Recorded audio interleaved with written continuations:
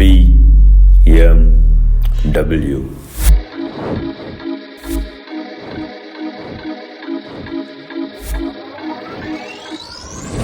Wait நீங்க எல்லாரும் இந்த பைக் ரிவ்யூ தான் நினைச்சீங்க. இல்ல,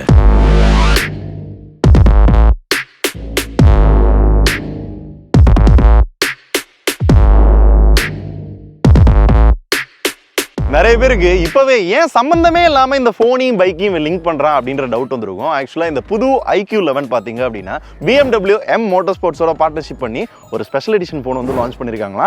இந்த ஸ்பெஷல் எடிஷன் போனை ஸ்பெஷலா இந்த பைக்லயே வச்சு நம்ம அன்பாக்ஸ் பண்ண போறோம். சோ இதான் நம்மளுக்கு கிடைச்சிருக்க ரிவ்யூ யூனிட். இந்த மாதிரி லெதர் பேக்ல சென்ட் பண்ணிருக்காங்க. இதுக்கு முன்னாடி இருக்க இந்த ட்ரை கலர் ஸ்ட்ரிப்ஸ் பாத்தீங்க அப்படின்னா இந்த மாதிரி கார்ஸ்ல BMW ஸ்போர்ட்ஸ் பைக்லாம் பார்த்திருப்பீங்க. அதை ரிசம்பிள் பண்ற விதத்துல தான் டிசைன் பண்ணிருக்காங்க. இந்த பேக் மட்டும் இல்ல, போனுமே பாத்தீங்க அப்படின்னா இதே மாதிரி டிசைன்ல தான் இருக்க போதான்.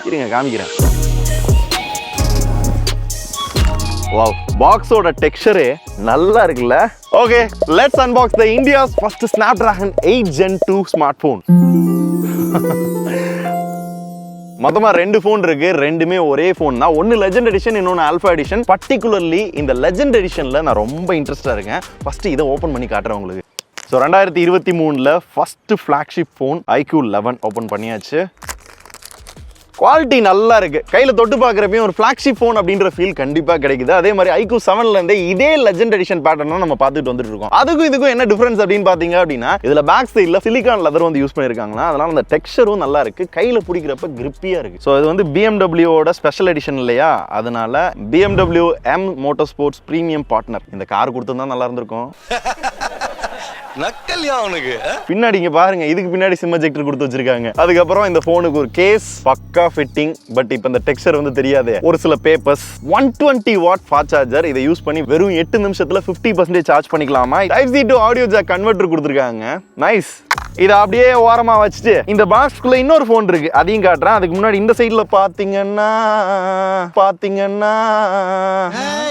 அடுத்த லைன் தெரியல, அப்புறட்டா கட் பண்ணு, அதே இடத்துல சுத்தாத. சோ இதெல்லாம் என்ன அப்படின்னு கேட்டீங்க அப்படின்னா, இந்த போன்ல இருக்க ஃபீச்சர்ஸ் இது எல்லாத்தையும் நம்ம உள்ள பேச போறோம். இதெல்லாம் எடுத்து தூர வச்சுட்டு போனை பார்ப்போம். சோ இதான் iQ11ஓட ஆல்பா எடிஷன். சேம் கிட்டத்தட்ட அதே பாக்ஸ் தான் இல்லையா, எந்த சேஞ்சும் இல்ல.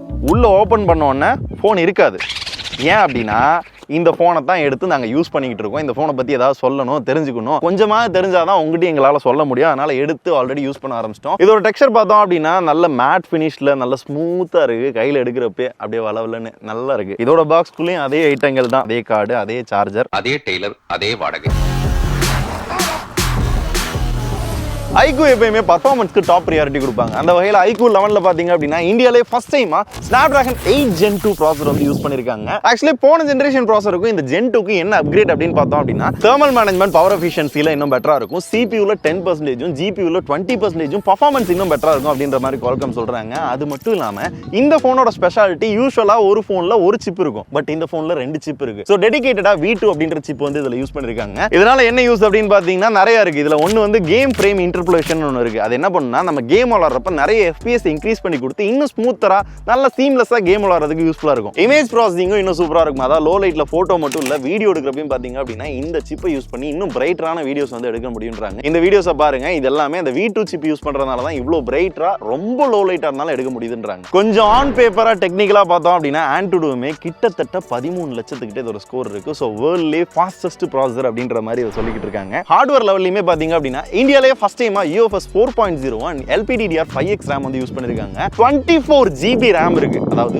16 GB RAM தான் இதோட ஹையஸ்ட் ஸ்டோரேஜ். அதையே ஃபுல்லா யூஸ் பண்ணுவோமான்னு தெரியல. ஆனா அதை இன்னும் இன்க்ரீஸ் பண்றதுக்கு RAM Plus அப்படின்ற டெக்னாலஜி யூஸ் பண்ணிருக்காங்க. எக்ஸ்ட்ரா 8 GB இன்க்ரீஸ் பண்ணிக்கலாம். மொத்தம் 24 GB RAM வந்து உங்களால யூஸ் பண்ணிக்க முடியுமா. இன்னொரு வேரியன்ட் இருக்கு 8 GB வேரியன்ட். அதுலயும் 8 GB போட்டீங்க அப்படின்னா அதையும் 16 GB வேரியன்ட்டா உங்களால யூஸ் பண்ணிக்க முடியும். சோ இவ்ளோ டாப் ஸ்பெக் ஒரு போன்ல இருக்கு. கண்டிப்பா கேமிங்க்கு தான். கேமிங்க்கு எக்கச்சக்க ஃபீச்சர்ஸ் கொடுத்துருக்காங்க. ஆனா அந்த ப்ரெஷர் சென்சார் அப்படின்ற ஃபீச்சரையும் உங்களால சேர்த்து யூஸ் பண்ணிக்க முடியும். மேக்ஸிமம் எல்லா கேமையுமே உங்களால ஹை செட்டிங்ஸ்ல வச்சு விளையாண்டுக்க முடியும். கிளாரிட்டியுமே பாத்தீங்கன்னா செம்மையா இருக்கும். அதுவும் இல்லாம இது ஒரு ஃபிளாட் ஸ்கிரீன் மொபைல், அதனால கேமிங்க்கு பாத்தீங்க அப்படின்னா நல்லாவே இருக்கும். ஒரு சில கேம் இந்த ஜென்ஷன் இம்பாக்ட் மாதிரியான கேம்ஸ்லாம் விளையாடுறப்போ 144 Hz வரையும் அதோட ஃப்ரேம் ரேட் வந்து போகுமா. இப்படி கேம் விளையாடுறப்ப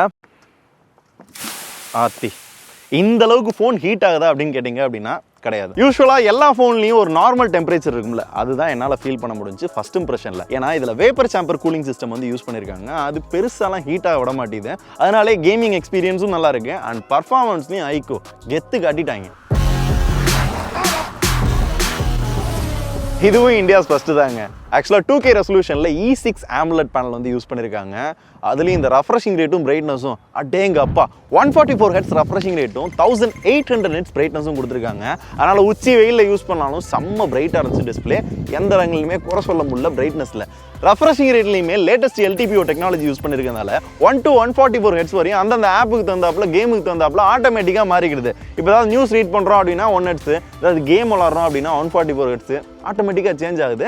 இதனாலே இந்த பவர் கன்சப்ஷனுமே பார்த்தீங்க அப்படின்னா மிச்ச ஃபோனை கம்பேர் பண்ணுறப்ப இந்த E6 AMOLED பேனலில் 25% பார்த்தீங்க அப்படின்னா பெட்டராகவே இருக்குமா. பில் குவாலிட்டியுமே கார்னிகோரில்லா கிளாஸ் விக்டர்ஸ் கொடுத்துருக்காங்களா, அதனால ப்ரொடெக்ஷன் வேற லெவலாக இருக்கும் அப்படின்னு ஐக்கூ சொல்கிறாங்க. டெஸ்ட் பண்ணிடுவோமா? இதை தவிர இன்டிஸ்பிளே ஃபிங்கர் பிரிண்ட் சென்சார் கொடுத்துருக்காங்க. ஆனால் அல்ட்ராசானிக் கிடையாது. ஃபேஸ் அன்லாக்குமே பார்த்தீங்க அப்படின்னா ஃபாஸ்ட்டாக இருந்தது. ஸோ ஓவரால் டிஸ்பிளே அப்படின்னு பார்க்குறப்ப இதுலையும் டாப் ஸ்பெக்காக தான் கொடுத்துருக்காங்க. Quite good. Dual stereo speaker கொடுத்துருக்காங்க. சவுண்டுமே நல்ல கிறிஸ்பாக கிளியராக நல்லா இருந்தது. சாஃப்ட்வேருமே லேட்டஸ்ட்டாக இருக்குது. ஃபண்டச் OS 13 மேலே Android 13 கொடுத்துருக்காங்க. ஒரு சில ப்ளூடூத் இருக்குது, நம்மளால டெலீட் பண்ணிக்கிற முடியும் 1-2. அப்டேட்டுன்னு பார்த்தோம் அப்படின்னா 3 வருஷத்துக்கான OS அப்டேட்டும் 4 வருஷத்துக்கான செக்யூரிட்டி பேட்சும் கொடுப்பாங்களாம். இதுலேயும் பெருசாலாம் குறை வைக்கல.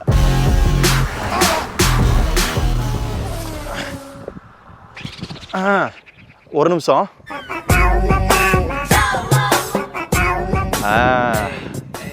இந்த வட்டம் கேமரால கிம்பிள் கொடுக்கலங்க. அதுக்கு பதிலா 50 மெகா பிக்சல் GN5 சென்சார் வந்து யூஸ் பண்ணிருக்காங்க. ஸோ பிரைமரி கேமரா பார்த்தீங்க அப்படின்னா டீட்டெயில் ஓரளவு நல்லா இருந்தது. Dynamic range also good. Photo பார்க்கறதுக்கு பார்த்தீங்க அப்படின்னா கிளாரிட்டியா சூப்பரா இருந்தது. அண்ட் காம்பினேஷனா பார்த்தீங்க அப்படின்னா 13 மெகா பிக்சல் டெலஃபோட்டோ 2xல ஜூம் பண்ணி போட்டோ எடுத்துக்கலாம். அதோட கிளாரிட்டியும் okay. And 8 megapixel ultra wide. எல்லா அல்ட்ரா வைட் ஆங்கிள் மாதிரி இந்த போட்டோவும் கொஞ்சம் நார்மலா தான் இருக்கு. கலர்ஸ் பார்த்தீங்க அப்படின்னா கொஞ்சம் பரவாயில்லாம தான் இருக்கு. 8K 30 FPS ஷூட் பண்ணிக்கிற முடியும். ஃபீச்சர்ஸும் ஐக்கூ போன்ல பார்க்குற மாதிரி அதே ஃபீச்சர்ஸ் தான் எப்பயும் போல கொடுத்துருக்காங்க. UI பார்க்கிறதுக்கு அதே மாதிரி தான் இருக்கு. இங்க என்ன புதுசா இருக்கு அப்படின்னு கேட்டீங்க அப்படின்னா கேமரா பக்கத்துல பாருங்க V2 எழுதிருக்கா. இந்த V2 சிப் யூஸ் பண்ணிருந்தனால லோ லைட்ல போட்டோ மட்டும் இல்ல வீடியோ எடுக்கிறப்பையும் பாத்தீங்க அப்படின்னா இன்னும் பெட்டர் கிளாரிட்டியில நல்ல லைட்ஸோட உங்களால எடுத்துக்கிற முடியுன்றாங்க. ஒரு நிமிஷம் இருக்குங்களேன். இப்போ இந்த வீடியோ பார்த்தீங்க அப்படின்னா இருட்டு, சுத்தமாக லைட்டே கிடையாது, சின்ன சின்ன லைட் அங்கங்கே இருக்குது. இதுலேயே ஓரளவு பார்த்தீங்க அப்படின்னா அந்த நைட் வீடியோ நல்லா இருக்குது. பெருசாக டீட்டெயில் இல்லை, பட் பார்க்க முடியும். ஃப்ரண்ட்டில் ஒரு குட்டியோட செல்ஃபி கேமரா இருக்கா, அதான் அந்த செல்ஃபி கேமரா 16 மெகா பிக்சல். இதை யூஸ் பண்ணி 1080pல மட்டும்தான் நம்மளால வீடியோ ஷூட் பண்ண முடியுது. லேட்டஸ்ட் ப்ராசஸர் தான் யூஸ் பண்ணியிருக்காங்க. Snapdragon 8 Gen 2 இருக்கு. இருந்தாலும் 1080pல மட்டும்தான் வீடியோ ஷூட் பண்ண முடியும். செல்ஃபி ஃபோட்டோஸ் பாருங்க எப்படி இருக்கு, நல்லா இருக்கா? எங்களுக்கு ஓரளவு டீசெண்டாக இருக்க மாதிரி தான் தெரியுது. அண்ட் பேட்டரி இந்த டைம் வந்து கெப்பாசிட்டி வந்து இன்க்ரீஸ் பண்ணியிருக்காங்க. 5000 mAh மாறிடுச்சுங்க. இதை சார்ஜ் பண்ண 120 வாட் ஃபாஸ்ட் சார்ஜிங் சப்போர்ட் இருக்கு. வெறும் 8 நிமிஷத்துல 50% சார்ஜ் பண்ணிக்கலாமா. இன்கேஸ் ஸ்லோவா சார்ஜ் பண்ணோம் அப்படின்னா அதுக்கும் செட்டிங்ஸ் இருக்கு, உள்ள போய் உங்களால மாத்திக்கிற முடியும்.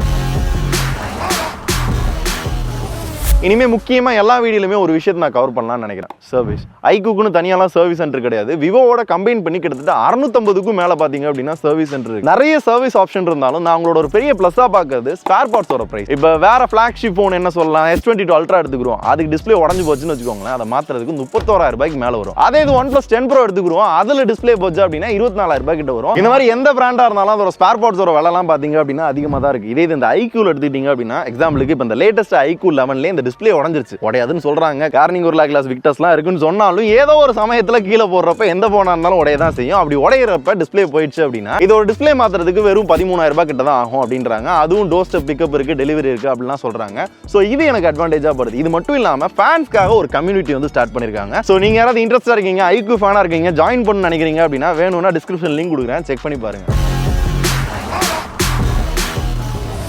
ஆக்சுவலாக ஐக்கூ வந்து விவோவோட சப்ராண்ட் தான். பட் விவோவோட ஐக்கூ தான் இப்போலாம் நல்லா பண்ணிட்டு இருக்க மாதிரி இருக்கு. அவங்க கொடுக்குற ஸ்பெக்காக இருக்கட்டும், ப்ரைஸிங்காக இருக்கட்டும், எல்லாமே அந்த இம்ப்ரெசிவாக இருக்க மாதிரி இருக்கு. அந்த வகையில் ஐக்கூ 11ஓட ப்ரைஸிங் அப்படின்னு பார்க்குறப்ப 60000 ரூபாய்க்கு 8GB வேரியண்ட்டும் 65000 ரூபாய்க்கு பார்த்தீங்க அப்படின்னா 16GB வேரியண்ட்டும் வந்து லான்ச் பண்ணியிருக்காங்க. எல்லாமே டாப் ஸ்பெக் தான். இருந்தாலும் 60000 ரூபாய் 65000 ரூபாய்க்கு இந்த ஃபோனை நீங்கள் கன்சிடர் பண்ணுவீங்களா?